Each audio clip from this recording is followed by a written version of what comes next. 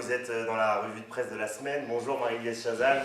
Bonjour Robin Poivre d'Arvor. L'événement numéro 1 de la semaine, largement relayé dans les médias, c'est bien évidemment l'hommage national rendu par la France le vendredi 27 novembre aux victimes des attentats de Paris.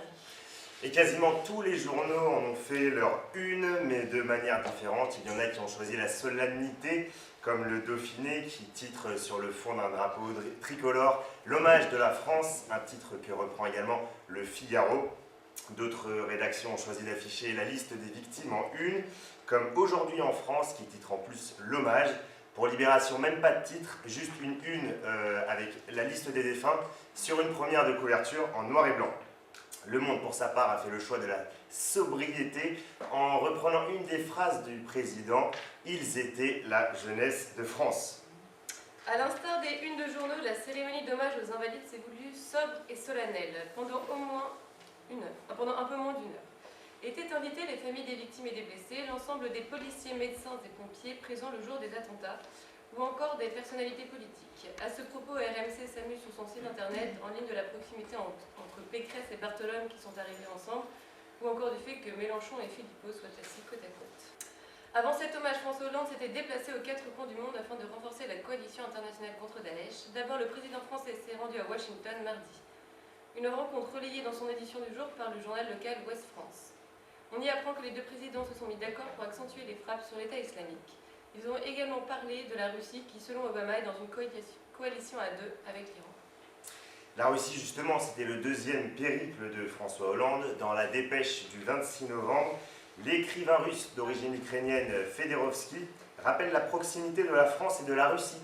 Pour lui, la coalition entre Poutine et le président français est inévitable. Mais rassembler Russie et États-Unis dans le même camp, la tâche s'annonce rude pour Hollande. C'est la raison pour laquelle Le Monde titre jeudi 26 novembre « La grande coalition contre l'État islamique dans l'impasse ». En effet, tout le monde est d'accord pour exterminer Daesh, mais pour les États-Unis, hors de question de traiter avec Bachar al-Assad. Et impossible de ne pas parler de cet avion turc abattu par deux chasseurs cet avion russe abattu par deux chasseurs turcs mardi 24 novembre. La Croix, dans son édition de mercredi, met la lumière sur cet événement avec un édito signé Guillaume Goubert. Le journaliste explique l'imbroglio. Il existe une alliance atlantique qui regroupe les États-Unis, la France et la Turquie, entre autres, et chaque pays doit porter secours à l'autre. En abattant des avions russes, les Turcs se sont attirés les foudres de Moscou. Cependant, Obama, Hollande et Poutine forment eux-mêmes une coalition contre Daesh. Bref, la situation n'est pas simple. Après toutes ces nouvelles liées à la lutte contre Daesh et le terrorisme, nous voyons les nouvelles de la politique intérieure de la France. Le chômage grimpe à nouveau en octobre.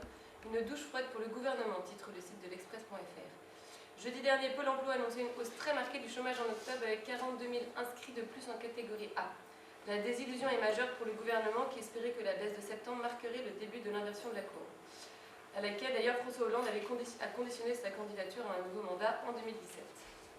Donc la France compte désormais 3 600 000 chômeurs à peu près en métropole, et en incluant l'outre-mer, la France se rapproche même de la barre des 4 millions de chômeurs.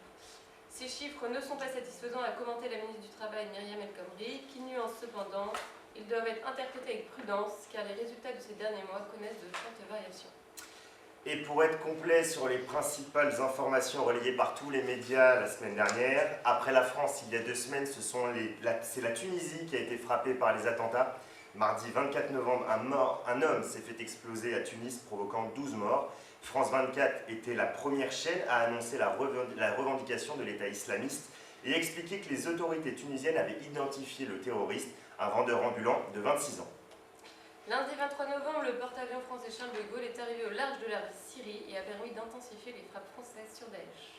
Un mot de sport avec les Échos qui titre jeudi sur les droits télé en France du championnat d'Angleterre de football. Jusqu'à présent, c'était Canal+ qui avait ses droits, mais leur concurrent, le groupe Altice, a confirmé la rumeur qui courait. Ils diffuseront bien la première ligue pendant les 3 prochaines années.